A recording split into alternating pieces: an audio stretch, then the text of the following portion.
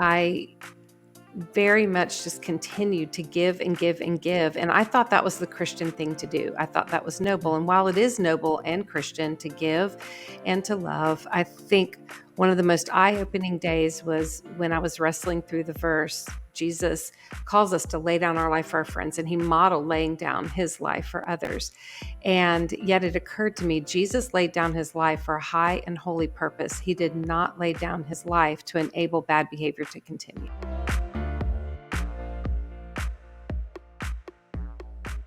Well, we are so excited and thrilled to have Lisa Turkish with us this morning. Good morning, Lisa. Good morning. Good morning. You're the president of Proverbs 31 Ministries. You've written over 25 books. You're a mom of 5 kiddos. And you got grandkids now too, right? That's right. 3 grandkids. And if I would have had them first, I would have had a whole lot more because my grandkids are awesome. Why can't we just go straight to grandchildren? You know? I know. My goodness. Yes, please. Yeah, exactly. All right, so the new book is Good Boundaries and Goodbyes, Loving Others Without Losing the Best of Who You Are. And so I'm wondering, Lisa, with this, where we're going with this, does this come from a story in your life where you had to put up boundaries? What's the genesis of all this?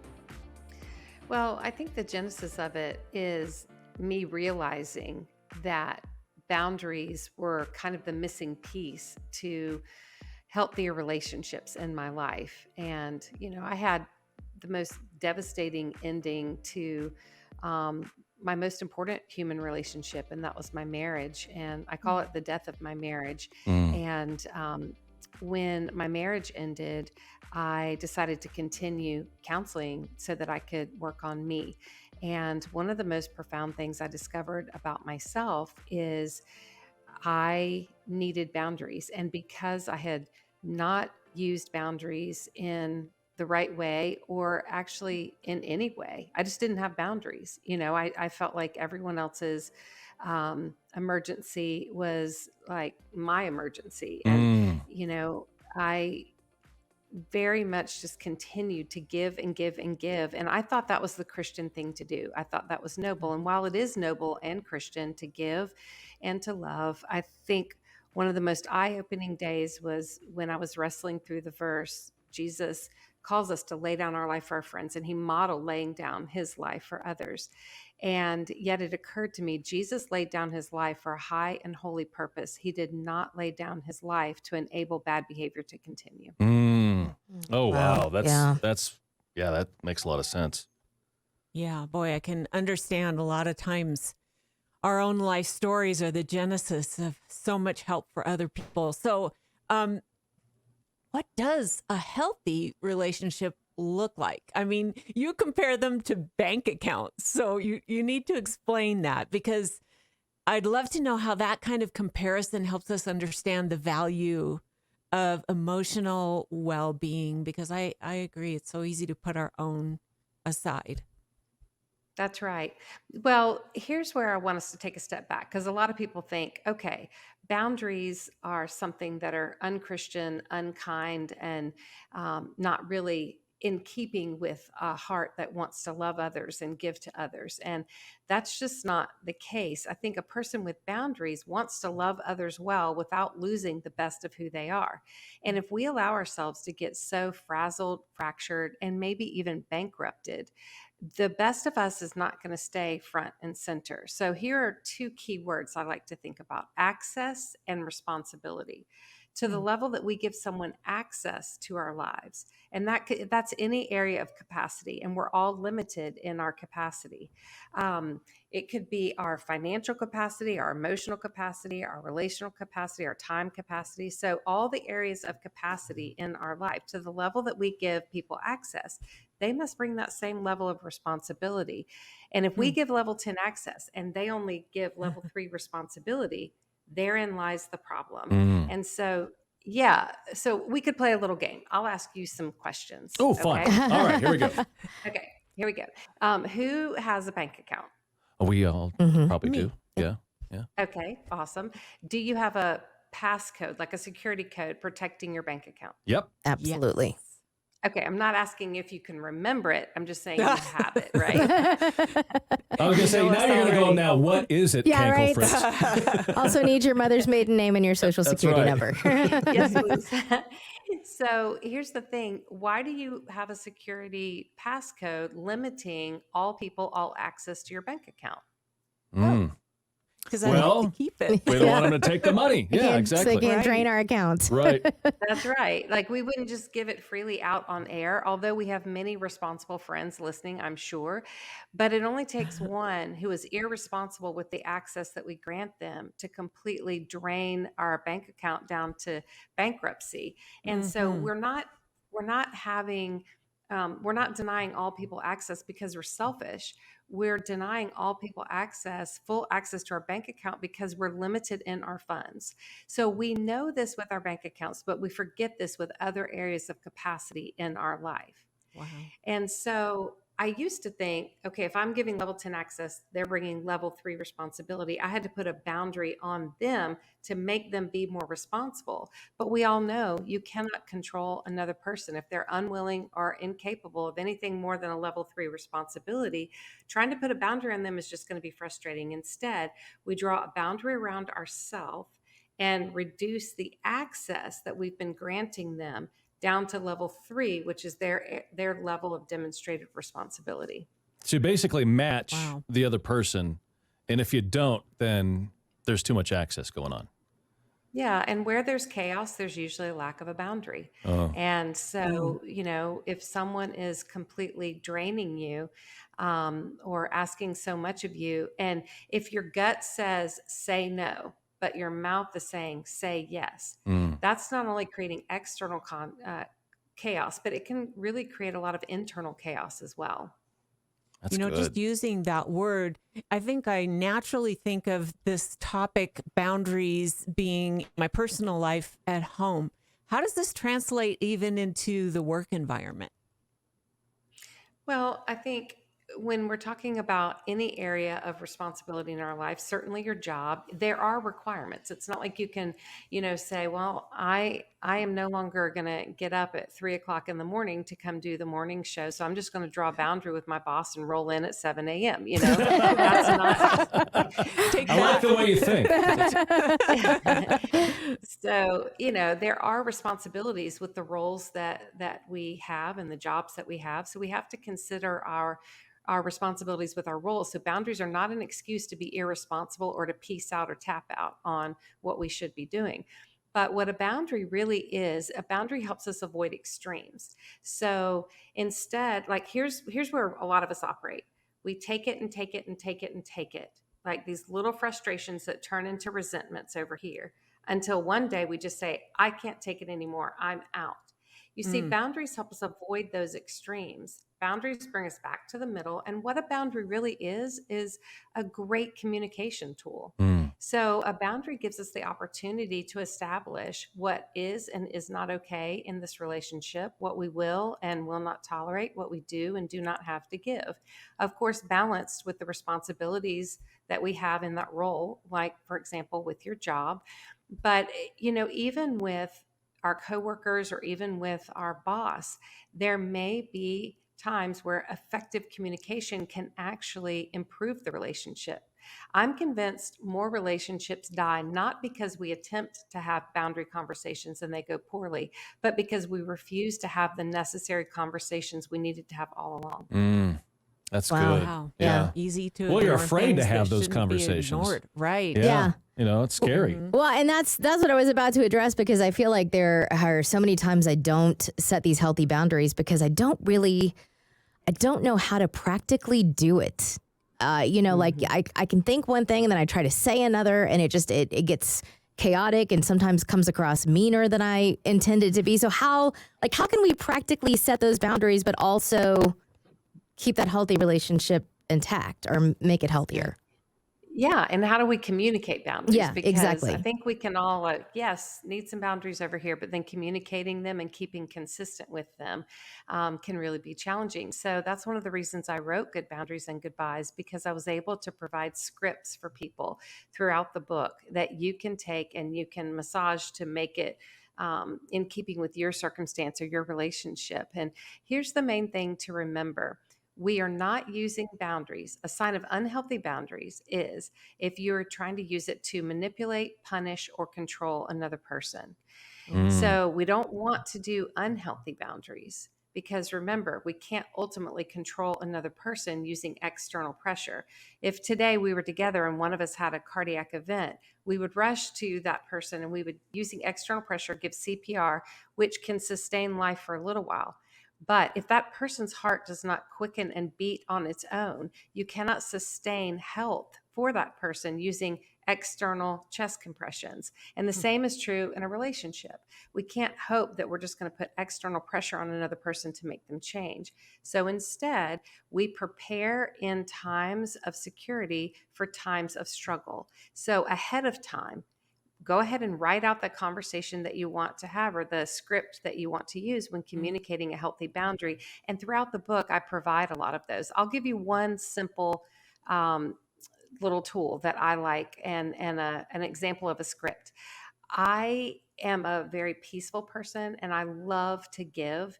And so when someone makes a request of me, my natural inclination is to say yes, because that's so in keeping with my heart.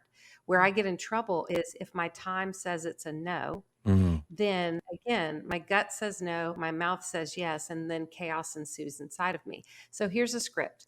Thank you so much for thinking of me with this opportunity. While my heart says yes, yes, yes, the reality of my time capacity makes this a no. Mm.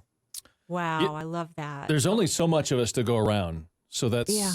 that's a good, Yeah. I mean, that's a great way to look at it. Now, Lisa, I don't know if this is just a guy thing or it's just weird Cankle Fritz here talking, and that's probably what it is. But I have a hard time being in tune with my emotions.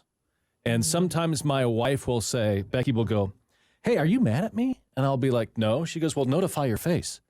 But I have a hard time understanding what's going on. How do you know when you're in an unhealthy relationship? Are there signs to pick up on? Because sometimes I'm not getting it, and then I'm stuck in the situation that you're talking about. Well, I'm right there with you. I have a hard time figuring out what I'm feeling as well. I mean, it takes me a long time. One of my worst questions is someone says, "How are you feeling?" And then I feel all this pressure, like I'm about to own something. I don't know. Am I mad? Am I happy? Am I sad? Right. Am I frustrated? And so it takes me a while to sort of land on that feeling. Huh. So, and also with red flags, I wrote list in the book of red flags to pay attention to, because for me, a red flag has to literally be burning down to the ground before I tilt my head and go, huh, that was really red, wasn't it? You know? And so I think it's creating some self-awareness tools, which I do provide for you in the book. And I'll give you a couple of the identifying markers and questions to ask yourself. So one is, where am I diminishing the best of who I am to cover up for the worst of who someone else is? Oh, interesting.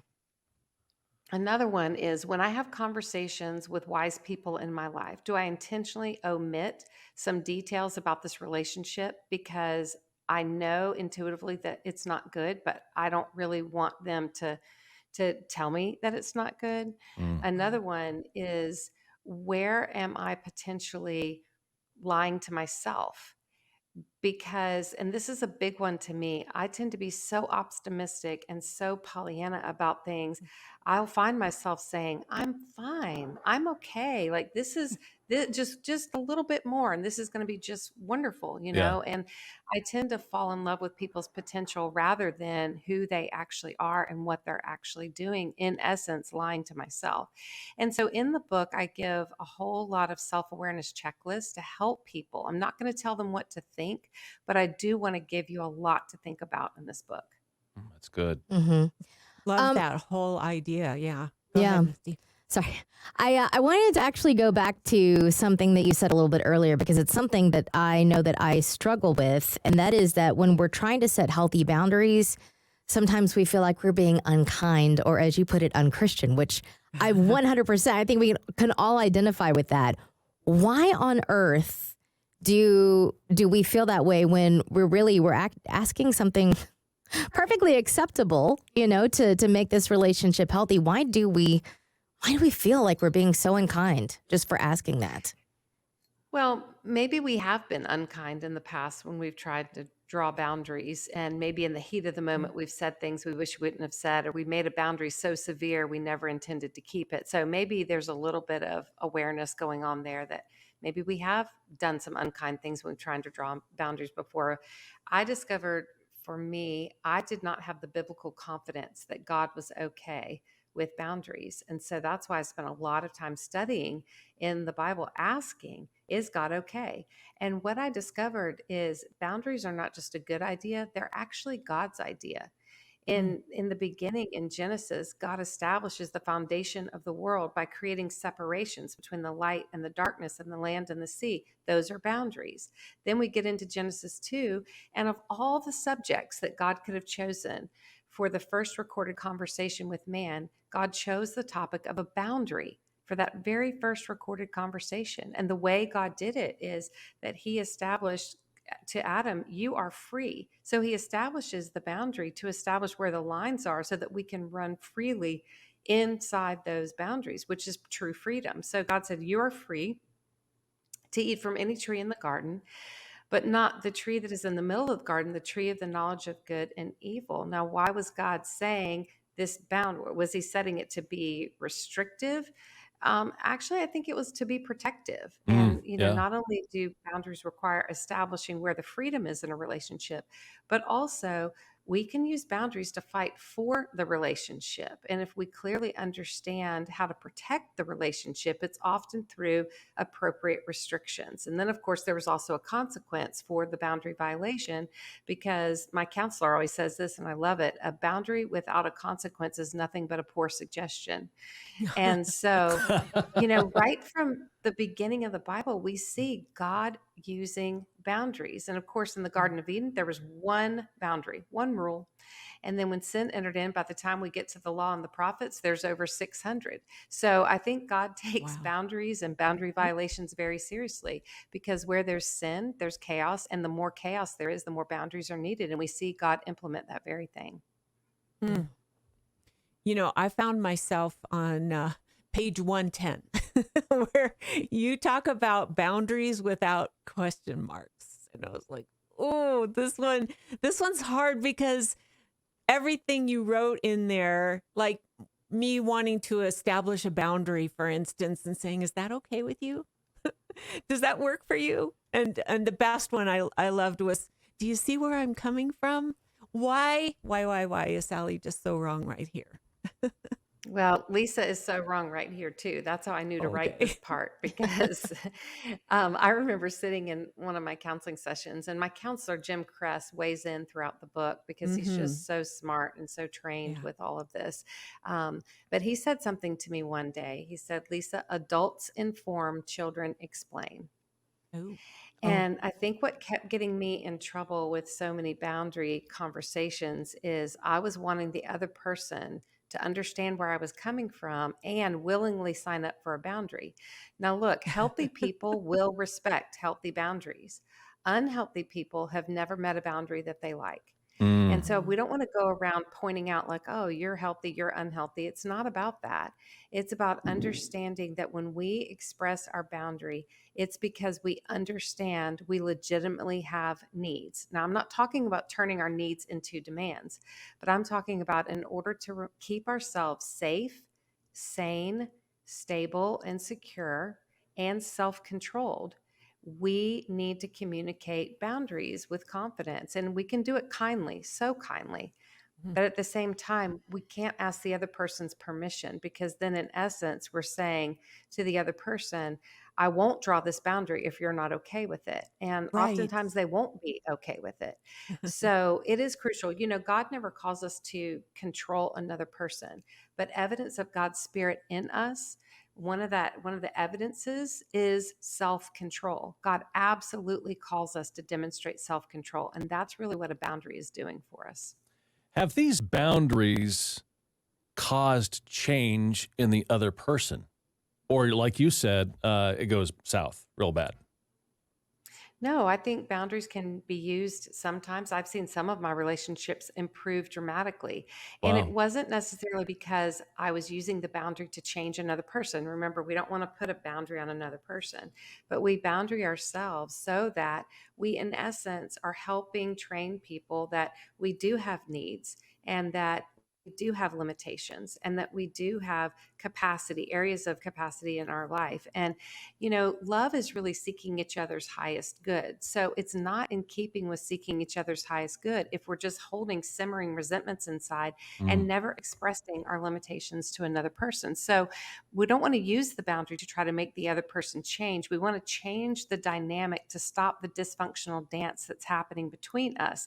And maybe that other person is willing and capable of participating in a healthier dance. And so, in essence, both people can change and the relationship changes for the better. Oh, that's awesome. I did notice something. You brought up Jim Kress, your counselor. At the end of each chapter, he weighs in and sort of says something. Just curious why you have him in there. What was the purpose behind that? Well, because I felt like there was some therapeutic depth that I wasn't qualified to give, that Jim could really add a lot to the book. And also, I've been under Jim's care, if you will. I guess that's the right way to say it. But in counseling with Jim for a really long time, and so much wisdom pours out of him that has dramatically helped me. And I wanted my readers to have access to his wisdom as well. What's encouraging to me, guys? What's that? Lisa Turkhurst has a counselor. I know. I mean, Yeah. people would think, wow, wait a second. She's giving us advice. I love that you're going in and getting poured into by somebody else to help you, Yeah. Look, I need it now. Like you do a little bit of life with me, and you'll go, "Oh, I get it. I see why she has to have a counselor." That's No, why she really, has a counselor. no, really, what I would hope you would say is, "Wow, Lisa, I can really see the difference that counseling has made in your life. I'm Yeah.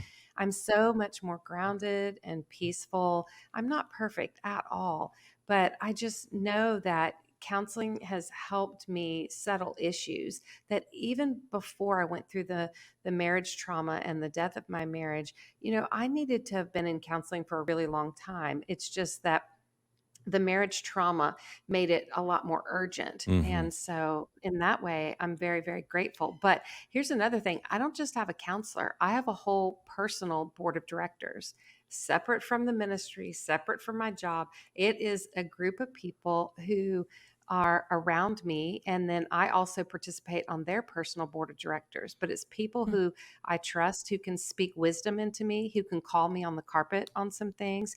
This was Wow. especially important when I no longer had a husband, but I think it could be important for any of us. I think, Mm. these are the people that I go to when I'm just really, really down. And they're the people I go to when I'm really, really happy.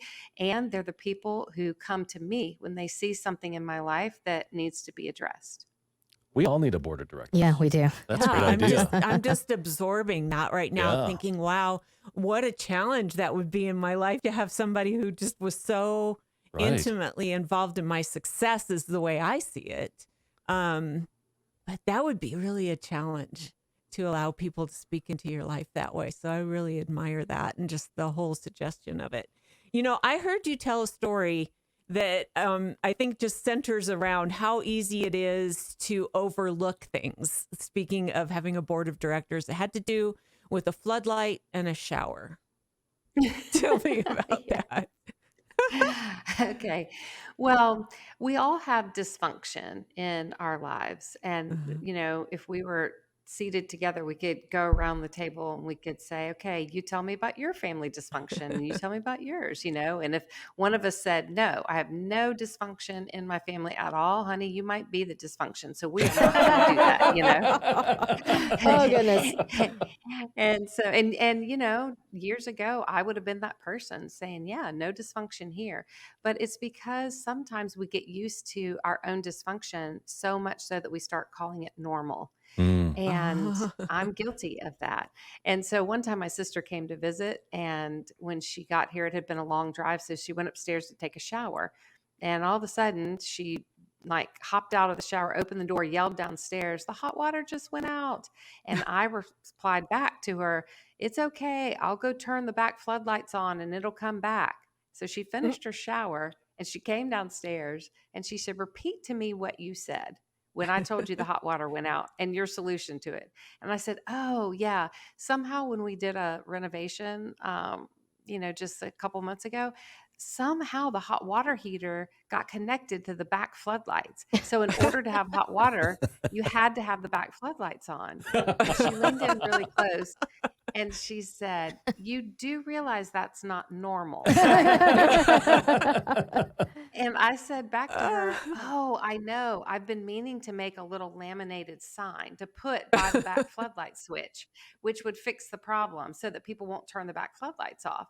And she looked at me, she said, you need professional help. And I don't think she just meant, yes, indeed, I needed maybe a plumber and an electrician, but I also needed to have it pointed out to me that that was an obvious area of dysfunction, but I'd gotten so used to just Wow. making sure the back floodlights were on in order to have hot water. And that wasn't just true with that incident in my house. It was true in so many areas of my life. I just accepted things as normal when really they were dysfunctional. Mm. Oh, that is just so deep. Yeah, I Thank think you. we all do that in different Right. areas of our life. We're accepting a Oh, certain amount of totally. crud that we shouldn't, and you Mhm. just deal with it, and you shouldn't do that. I Yeah. think Yeah. I'll always remember the floodlights and the hot water. Yeah. I love that. My sister certainly will. Yes. That's right.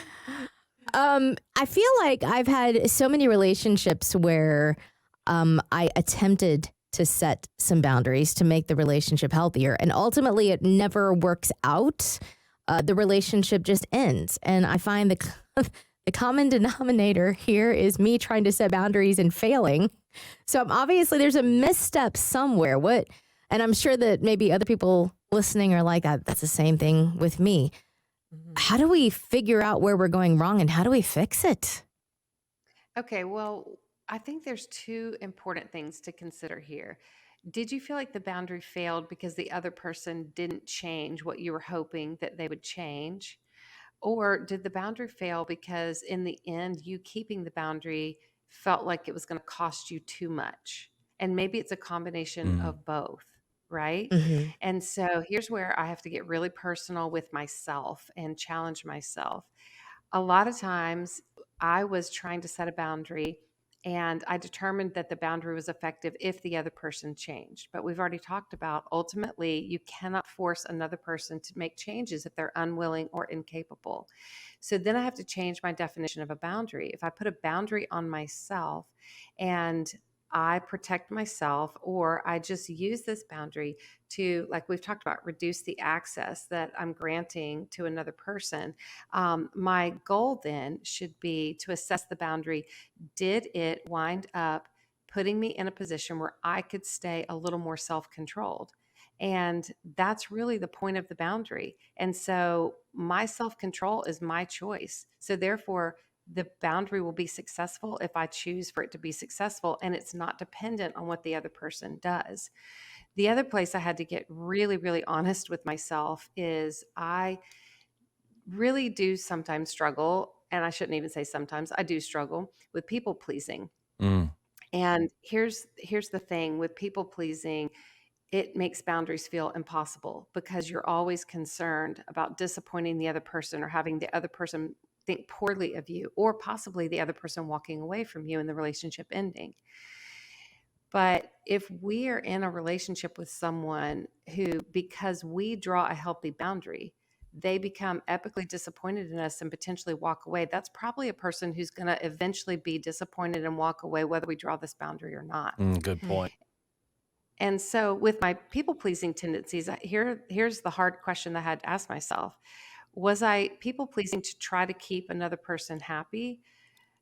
Because really the truth was I was people pleasing to keep this other person happy so that they wouldn't take from me something I feared that they would stop giving me, and that I wouldn't be okay in this world if I drew this boundary. And whether that's acceptance or support or maybe even finances or, whatever it is, your companionship, fun, whatever, boundaries will cost us something because you're changing the nature of the contract. But we have to really challenge ourselves and ask this question, or really just take a look at this statement. We will always desperately want from another person what we fear God will not provide for us. Oh, Wow. Interesting. Yeah. And so wow. when I took a step back and looked at that statement, I thought, wow, I have been desperately wanting other people to give me what I felt like I must have in this world to be okay. And that's not a bad thing. We do need other people. But in essence, my people pleasing was a way that I could kind of demand it from them. And me not drawing boundaries made me feel like I was sort of protecting the nature of that relationship. And yet I was suffering. And we won't draw boundaries until us not drawing boundaries hurts worse than the consequences of the boundary. And Oh, when us not drawing boundaries finally hurts enough, then we will finally make peace with the reality of having a boundary. Mm. Wow. That was a huge statement. We're looking for I know. others that we don't think God will give us. We're looking to get Yeah. it from them. Man. I'm going to have to really think about that. Yeah. It's like, am I doing that? Wow. Where am I I don't doing know. that? That's Yeah. fascinating. And just to make you feel a little bit better, I think we all do it to some Yeah, extent. I think you're right. We will Mhm. always desperately want from other people what we fear God will not provide for us. Well, we oftentimes go to others before Him. hmm And is that why? Ooh, yes. Yeah. Wow. Mm-hmm. So I'm curious, you brought up self-control. How do we navigate that relationship, and maybe because of the boundary or not, that where the emotions tend to run high? How do you deal with that and kind of lower the governor on what's going on? Oh, Great question. So remember, we talked about areas of capacity. And so we have to be honest with ourselves. Where is our emotional capacity? Which means, where are my emotions? And so let me give you an example. Um, let's say you have an Uncle Fred. Now, I don't have an Uncle Fred, and I'm not talking about your Uncle Fred. Okay. If okay. you have an Uncle Fred, okay? Right. But let's say you have Uncle Fred. You adore him. He often comes over to your house for family dinner. It's a wonderful time. And we're not going to say but, because that would negate that we actually love Uncle Fred. So we do love him. And Uncle Fred, a lot of times, loves to stir up energy at the dinner table because he likes to bring up politically divisive topics that he's been studying, and he has some polarizing views. And so, Mm. Tuesday night is going to be family dinner. And on Oh, Monday, you realize your emotional capacity is not at a place where it can handle that kind of polarizing conversation around the dinner table without losing it. And mm. so here's what I would recommend doing: calling Uncle Fred and saying, Uncle Fred, one thing that I appreciate about you is when you believe in something, you really believe in it, and you do so much studying. And I do appreciate that about you. And right now, I don't have the emotional capacity to appropriately handle political conversations around the dinner table. It's not because you're doing it the wrong way, and it's not because I'm weak. It's just that's the dynamic of my capacity right now. So I'm not going to control Uncle Fred. I'm going to say, if you choose to, I'm requesting that you not bring up those politically divisive conversations. But if you choose to do so, I'm going to go ahead and let you know what my protocol is going to be so that I can remain self controlled. And either I will turn to the other end of the table and have a different conversation and participate in a different subject matter, or I'll just quietly, without making a scene, push back from the dinner table, go in the kitchen, take care of a few things until the conversation settles down, and then I'll rejoin the dinner table. Again, it's not a sign that I don't respect you and I don't love you. This is a sign that I'm attempting to remain self controlled, which is going to benefit all of us. Wow, that was a perfect script because Yeah. we all have an Uncle Fred. Yep. Now you described who he is. Yes. And that can make the holidays contentious and difficult to deal with. But I love how you did that. It was almost like, it's not you, it's me. I can't handle. Yeah. I like that. That's But good. remember, was you're so kind drawing to the put- boundary. You're drawing the boundary around yourself. Yeah. So, it's kind of like the advice is, I can't control Uncle Fred. Now that's Mhm. where I used to say, if you're going to come to dinner, you cannot bring this up. Right. Well, Uncle Fred can bring it up, and chances are he might. So we have to have a plan so that Sure. we can remain self-controlled no matter what Fred does, because we can't control his decisions. Yeah. Smart. Love that. And you've written several of these scripts are included in the book. And I've got highlighting and I've got dog-eared pages here because I'm like, yes, I'm going to read this, Uncle Fred, next time. And it'll be so helpful. And it just makes me laugh because my grandmother had this down. When difficult conversations would happen, she'd say, "Oh, look at the weather." And we all laughed. And it just diffused everything. So, but your Uncle Fred script is a lot more eloquent. I like that. Yeah. I had a That's friend awesome. one And time. Sorry. Oh, so sorry. When Okay. in doubt, you can always say, I need to go to the restroom, because nobody's going to argue Yes. that There you you need go. to Nobody's go to the going to follow restroom. you. I like that. Right. I had a friend one That's time. good. We were at a dinner and things got kind of hot politically. And she goes, "Do you remember that time we were having a great dinner till politics came up?" And everybody laughed and it was dissolved immediately. That was that's genius. I good. love that. So, I mean, practically, obviously, there are going to be times when the relationship has to end, when they're not going to respect the boundaries, no matter what you do, and you have to say goodbye. How do you know when that moment has arrived? How do you avoid pulling the plug too soon, so to speak? Yeah. Well, I always encourage people to take steps, not leaps. We don't want to, in the heat of the moment, like you remember we said, boundaries help us avoid extremes. So we don't want to go from it's fine, it's fine, it's fine to I'm done. Yeah.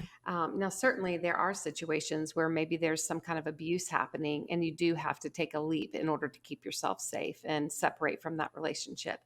But in other instances, taking steps, not leaps, means try the boundaries and then you can try a few more boundaries. But if you have reduced, if that person is demonstrating level 0 responsibility with you, then you may have to consider level 0 access, which could mean a temporary separation or it could mean the end of that relationship. But what I tried to do in the book, it was really important to me. I had never studied what's the biblical way to handle a goodbye.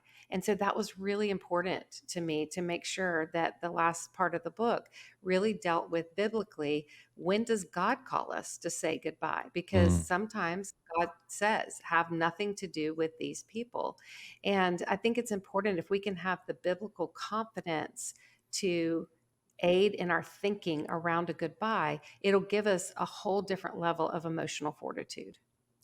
The goodbye, Hmm. you talked about how, closure, and if you can get that, get the goodbye is like a million little funerals.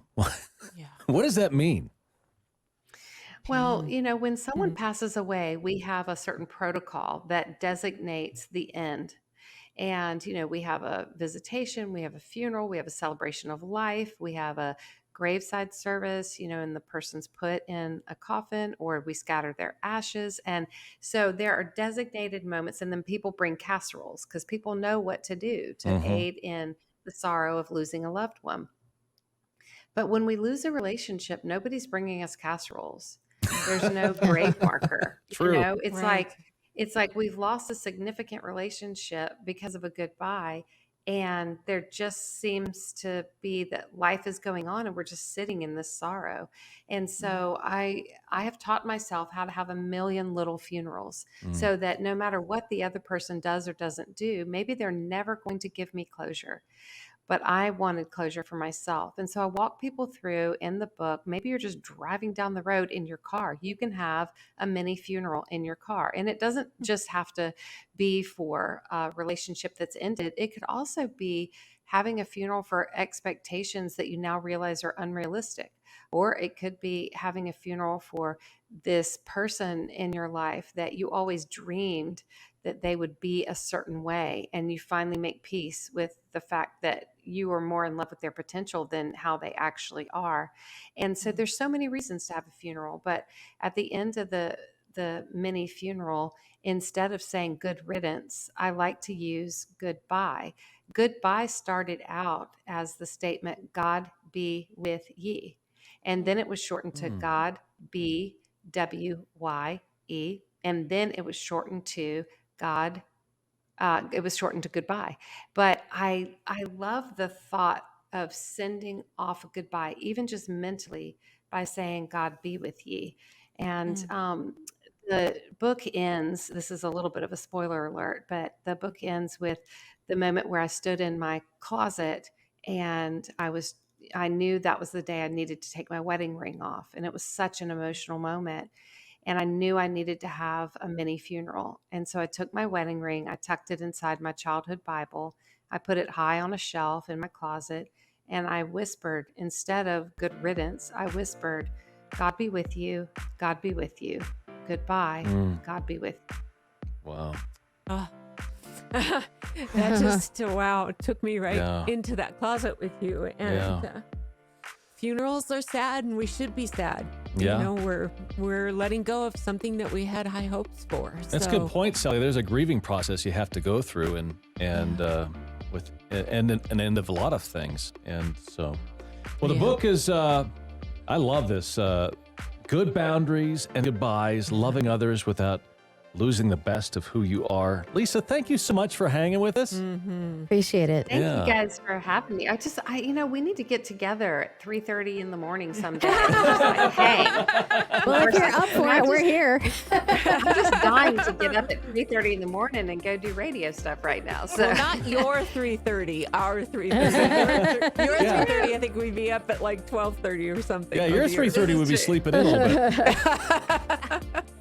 Well, God bless you. Thank you so much. And yeah, get this wherever Thank you for pouring get your your heart books. into this. Absolutely. You know, so Yeah. good. Good stuff. Hope for healthy relationships, really. Yep. that's right. Well, good Amen. to see you guys. Thank you so much. Thank you. you. All right.